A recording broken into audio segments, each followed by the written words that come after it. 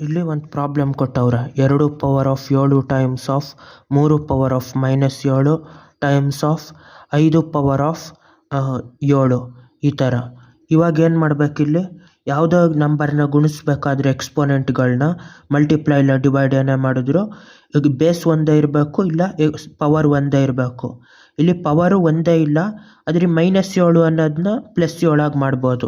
ಯಾವ ಥರ ಅಂದರೆ ಇದು 2 power of 7 times of 3 power of -7ನ 1/3 power of 7 times of 5 power of 7 ಅಂತ ಮಾಡ್ಬೋದು.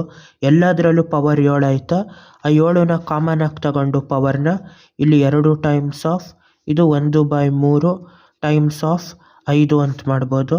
2 5 10 ಇದು /3 10/3 ಹೋಲ್ ಪವರ್ ಆಫ್ 7 ಅನ್ನೋದು ಇದು ಸಿಂಪ್ಲಿಫೈಡ್ ಫಾರ್ಮು. ಇಲ್ಲ ಇನ್ನೂ ಬರಿಬೇಕಂದ್ರೆ 10 ಪವರ್ ಆಫ್ 7/3 ಪವರ್ ಆಫ್ 7 ಅಂತ ಬರಿಬೋದು ಅದನ್ನು.